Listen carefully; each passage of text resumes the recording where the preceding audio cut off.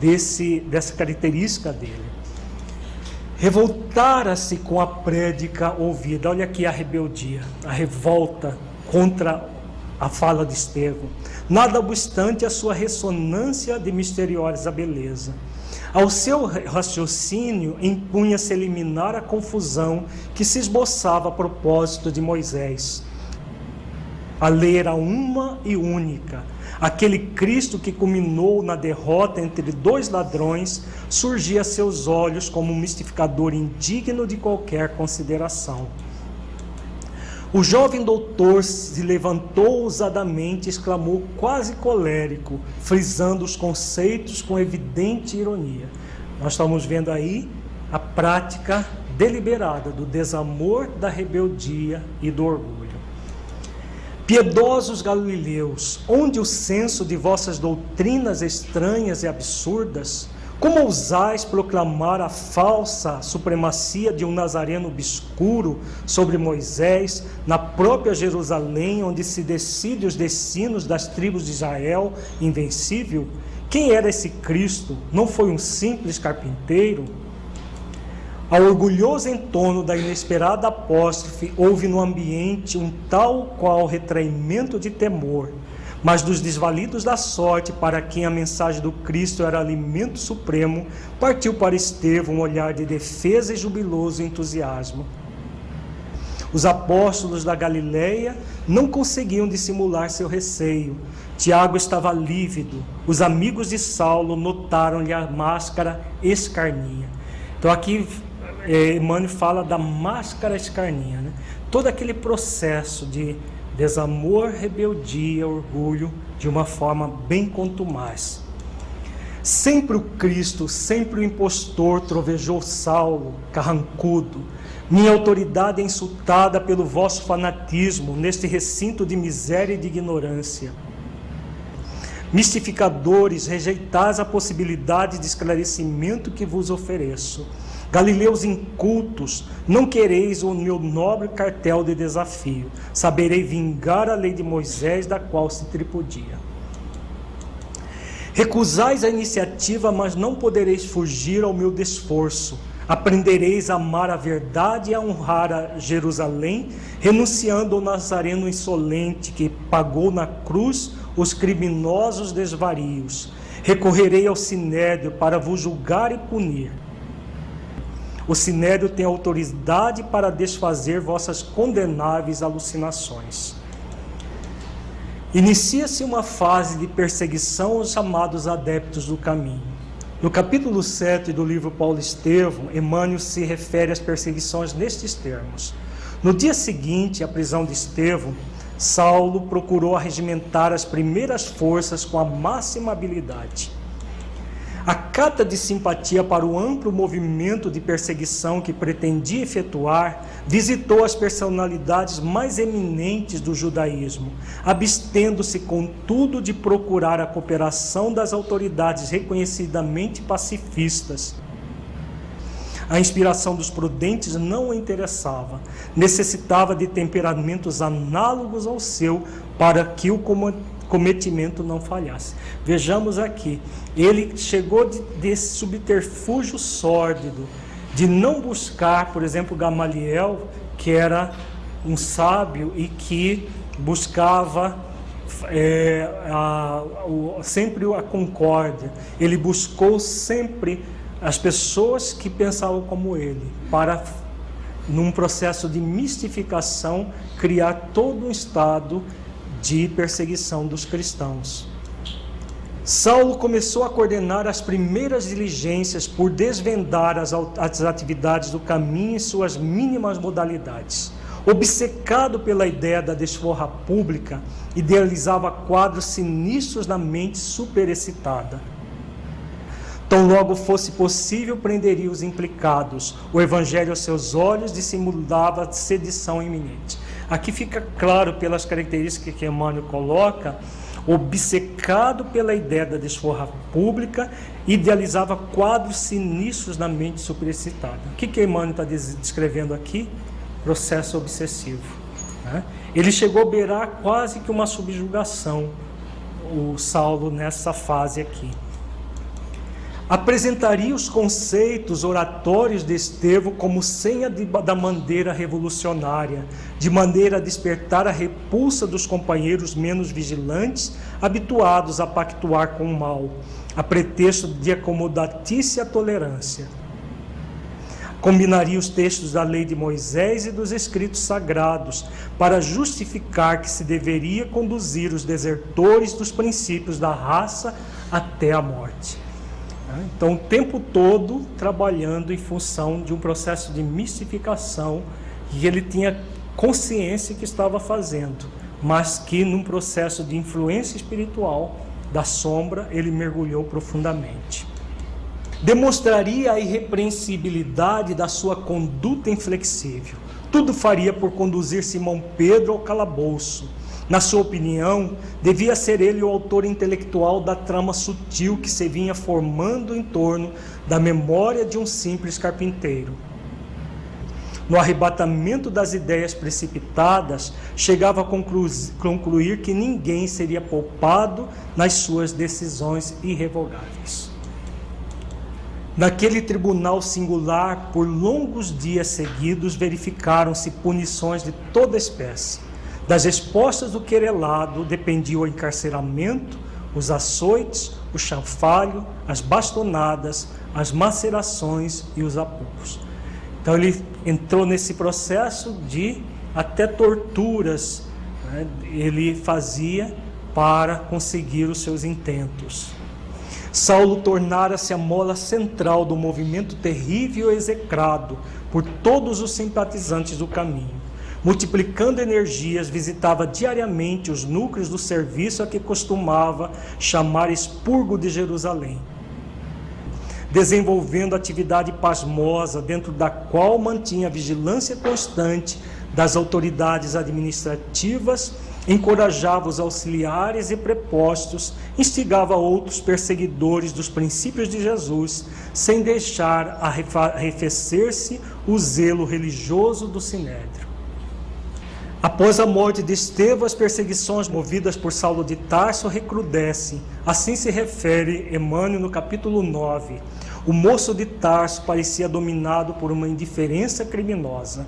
As jogativas mais sinceras encontravam no seu espírito um rochedo áspero. Incapaz de compreender as circunstâncias que lhe haviam modificado os planos e esperanças da vida, imputava o insucesso dos seus sonhos de mocidade àquele Cristo que não conseguia entender. Então aqui Emmanuel fala de uma característica muito comum a todos nós: acreditarmos que os problemas nossos vêm de fora para dentro. Saulo, ele desejava se casar com Abigail, formar uma família, se tornar um rabino promissor e viver a vida dele com muita tranquilidade. Todos os planos deles foram frustrados, porque Abigail era irmã de Estevão, que ele mandou para o suplício. Aí, envergonhado da própria noiva, ele rompe com ela e praticamente tudo aquilo que ele buscava não conseguiu. E tudo ele se projetava fora dele, como sendo Jesus o causador de tudo, e ampliando em desamor, rebeldia e orgulho. Então, o tempo todo, desamor, rebeldia e orgulho. Até que na estrada de Damasco, nós vamos ver na nossa próxima aula, ele cai em si e percebe que ele era o causador de tudo. Que esse primeiro momento da pessoa que reconhece que é ela mesma a causadora dos seus sofrimentos e não o sofrimento vem de fora. Vejamos agora o médium Judas Iscariote, antes de ir ao encontro de Jesus também.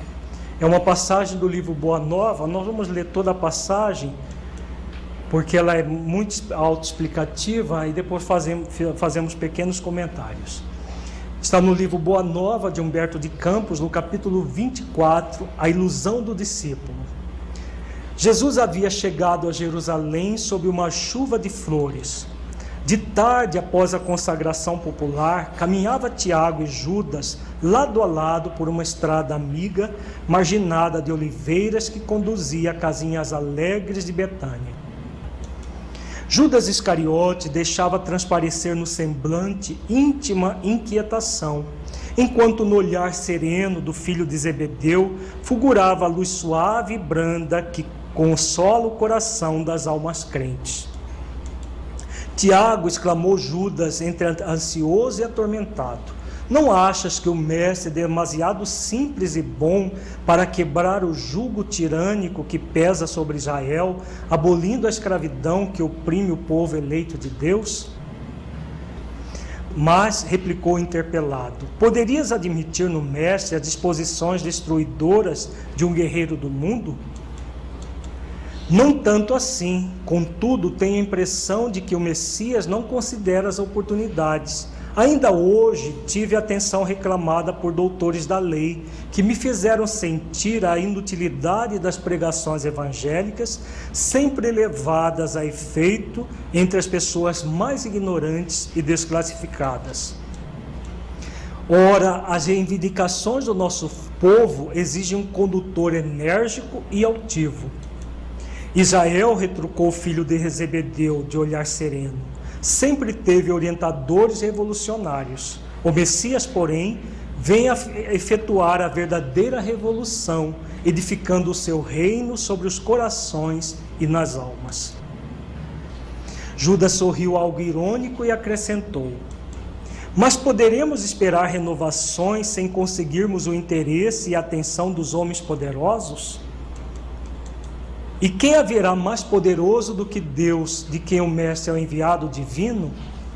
Em face dessa invocação, Judas mordeu os lábios, mas prosseguiu: não concordo com os princípios de inação e creio que o Evangelho somente poderá vencer com o amparo dos prepostos de César ou das autoridades administrativas de Jerusalém que nos governam o destino. Acompanhando o mestre nas suas pregações em Cesareia, em Sebaste, em Corazim e Betsaida, quando das suas ausências de Cafarnaum, jamais o vi interessado em conquistar a atenção dos homens mais altamente colocados na vida.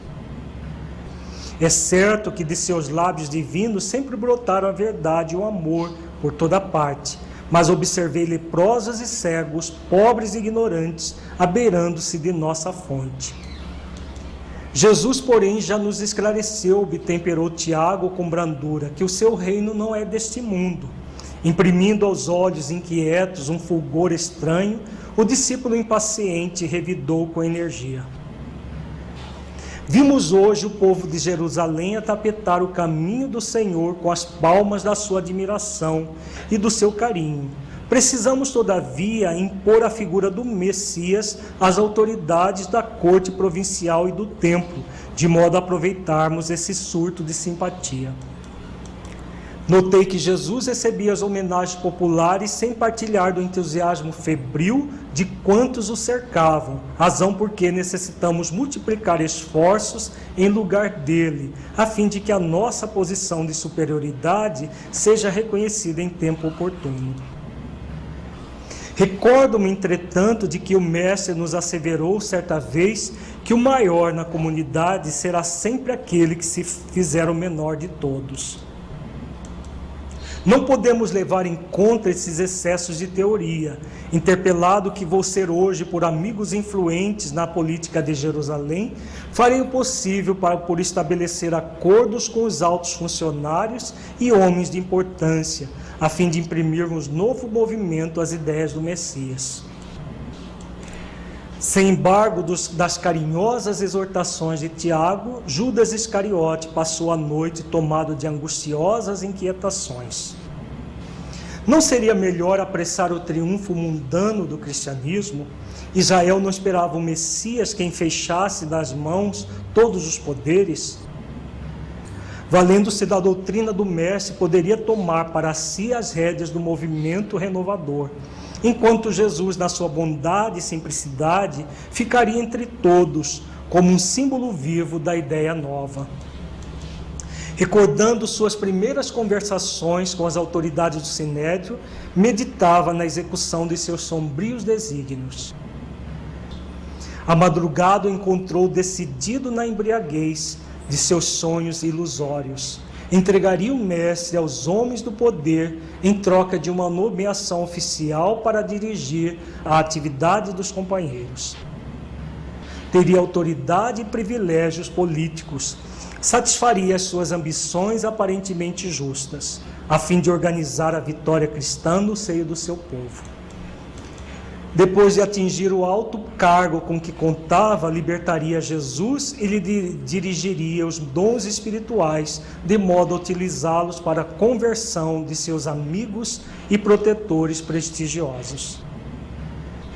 O mestre, a seu ver, era demasiadamente humilde e generoso para vencer sozinho por entre a maldade e a violência. Ao desabrochar a alvorada, o discípulo imprevidente demandou o centro da cidade e, após horas, era recebido pelo sinédrio, onde lhe foram hipotecadas as mais relevantes promessas. Apesar de satisfeito com a sua mesquinha gratificação e desvairado no seu espírito ambicioso, Judas amava ao mestre e esperava ansiosamente o instante do triunfo para lhe dar a alegria da vitória cristã através das manobras políticas do mundo. O prêmio da vaidade, porém, esperava a sua desmedida ambição.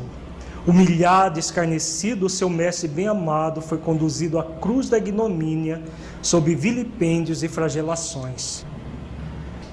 Daqueles lábios que havia ensinado a verdade e o bem, a simplicidade e o amor, não chegou a escapar-se uma queixa. Martirizado na sua estrada de angústias, o Messias só teve o máximo de perdão para seus algozes.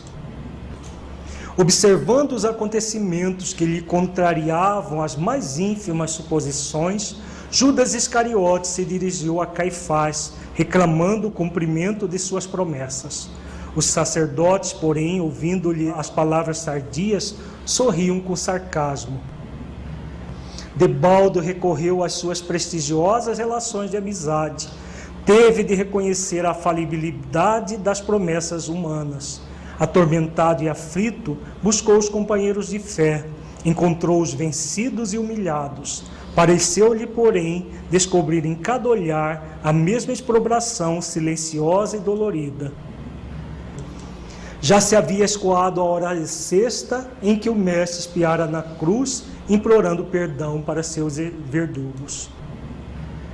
De longe, Judas contemplou todas as cenas angustiosas e humilhantes do Calvário. Atroz remorso lhe pungia a consciência dilacerada. Lágrimas ardentes lhe rolavam dos olhos tristes e amortecidos. Malgrado a vaidade que o perdera, ele amava intensamente ao Mestre. Em breves instantes, o céu da cidade impiedosa se cobriu de nuvens escuras e borrascosas.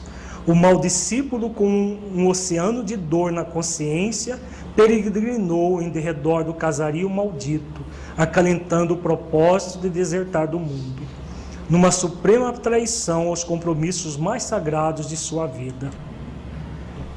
Antes, porém, de executar seus planos tenebrosos junto à figueira sinistra, ouvia a voz amargurada do seu tremendo remorso. Relâmpagos terríveis rasgavam o firmamento, trovões cavernosos pareciam lançar sobre a terra criminosa a maldição do céu vilipendiado e esquecido. Mas sobre todas as vozes confusas da natureza, o discípulo infeliz escutava a voz do Mestre, consoladora e inesquecível, penetrando-lhe os refolhos mais íntimos da alma. Eu sou o caminho, a verdade e a vida. Ninguém pode ir ao Pai senão por mim. Aqui nós temos a história resumida, né, da falência de Judas. Se nós formos perceber, em todos os momentos, Judas também busca o poder, né, de uma forma em que é rebelde, em que ele queria fazer com que Jesus criasse uma revolução do ponto de vista temporal em Israel, e não aquilo que Jesus veio, que era essa revolução interior. A gente vê o contraste entre a fala de Judas e a fala de Tiago, filho de Zebedeu, irmão de João, evangelista. Tiago com aquela docilidade, com aquela compreensão integral do Evangelho de Jesus, enquanto que Judas esperando que o poder temporal conduzisse Jesus àquilo que ele não veio, como se fosse simplesmente para buscar o reino no mundo em Israel, que não era a missão de Jesus. Ele não compreendeu pelo desamor, pela rebeldia e pelo orgulho que o caracterizava. Não desamor a Jesus, mas desamor a ele mesmo, que culminou com seu suicídio, né, desertando da vida num ato covarde após tudo aquilo que ele acabou fazendo. Mas que depois nós vamos ver nas nossas próximas aulas o desdobramento de tudo isso, fazendo com que Judas, no século XV, se renove completamente depois de espiar, depois de passar por múltiplas situações. Ele vem e resgata os seus débitos na personalidade de Joana d'Arc. Então vejamos a média Ivone Pereira antes de ir ao encontro de Jesus. O que aconteceu com Ivone Pereira? No livro Pelos Caminhos da Mediunidade Serena, há uma pergunta a Ivone Pereira: a senhora que tantas obras recebeu, qual foi a obra que mais lhe impressionou e por quê? Ivone Pereira diz: a que mais está no meu coração é o romance Nas Voragens do Pecado. A razão é que é mais difícil dizer, porque seria muita falta de modéstia. Mas já que o senhor pergunta, eu vou responder. É porque eu me encontro nela, tenho certeza de que estou naquela obra. É o romance de Charles, passado no século XVI. Foi ali o meu pecado contra o Evangelho. Depois disso, foi uma série de pecados contra o Evangelho. Agora estou resgatando tudo na existência atual. Por aí vocês imaginam que tem sido o meu sofrimento moral e material também. Nessa resposta, Ivone Pereira aborda os erros cometidos em 4 reencarnações anteriores à sua última existência, dentre os quais 2 suicídios, que a conduziram do doloroso resgate que foi amenizado pela mediunidade dignificada com Jesus. Então, nessa trilogia, Nas Voragens do Pecado, Cavaleiro do Lumière e Drama da Bretanha, fala de 3 reencarnações de Ivone Pereira. A 4ª reencarnação não foi romanceada. O Charles queria escrever, mas o Dr. Bezerra de Menezes interveio e acabou não havendo a psicografia dessa 4ª encarnação dela, que ela suicida novamente.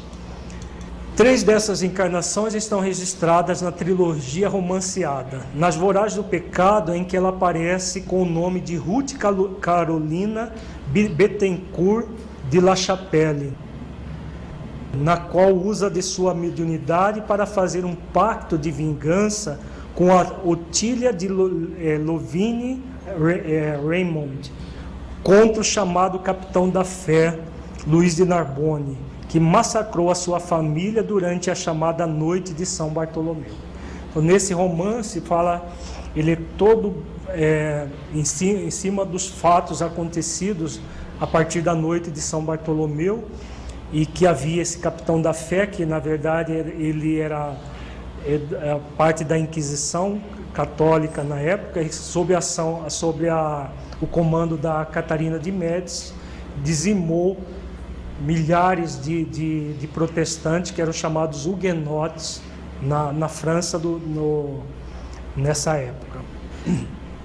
O Cavaleiro de Lumière, em que ela aparece com o nome de Berthe de Somerville e Stanisburg, que se casa com Henri de Lumière, o antigo Luís de Narbonne, para reajustes do passado, mas que ela, ainda rebelde, orgulhosa e envolvida pelo desamor, produz ações que culminam com o suicídio de Henri. Então ela renasce para que o Luís de Narbonne, que ela se vingou dele no passado, se case com ele, mas continua no processo de rebeldia, de orgulho, e faz com que pelas suas ações, o Henri de Noumier se suicide. Então, além do suicídio dela, dois suicídios, ela tinha também 2 suicídios do esposo. Uma nessa existência e outra na existência imediatamente anterior a esta. No drama da Bretanha, em que ela aparece com o nome de Andréa de Guzmán, jovem consequente que, sob a indução obsessiva do pai de Henri de Noumier, suicida-se. Então, ela reencarna, o pai do esposo anterior permanece no mundo espiritual e a obsidia, ela que já trazia mediunidade ostensiva já de muito tempo, ela se torna uma médium obsidiada e acaba suicidando sob a indução obsessiva do pai do Henri de Noumier. A 4ª encarnação, imediatamente anterior a esta última, como Ivone Pereira, não foi romanceada. Nessa encarnação, Ivone suicida-se pela 2ª vez, além de ser corresponsável pelo 2º suicídio de seu esposo, Roberto de Canaleiras, o mesmo Luiz de Narbonne do passado. Então, mais uma vez, ela renasce, se casam e ela é a causadora indireta do suicídio, o 2º suicídio dele. E nessa encarnação ela suicida pela 2ª vez em Lisboa, em Portugal, se jogando no rio Tejo, em Lisboa. Diz Ivone Pereira na obra Pelos Caminhos da Mediunidade Serena: o que fiz nesta vida como médium foi um dever, uma necessidade para o meu progresso e para resgate dos erros que cometi. Porque errei tanto que, se eu fosse reparar esses erros em existências terrestres, teriam de ser muitas. Assim, Deus me deu a faculdade mediúnica. Com essas palavras de Ivone Pereira, é que nos mostra o que realmente é o objetivo da faculdade mediúnica, para a maioria dos médiuns, resgate de débitos clamorosos do passado, que, se bem utilizada, o médium faz numa encarnação o que ele poderia fazer em várias encarnações.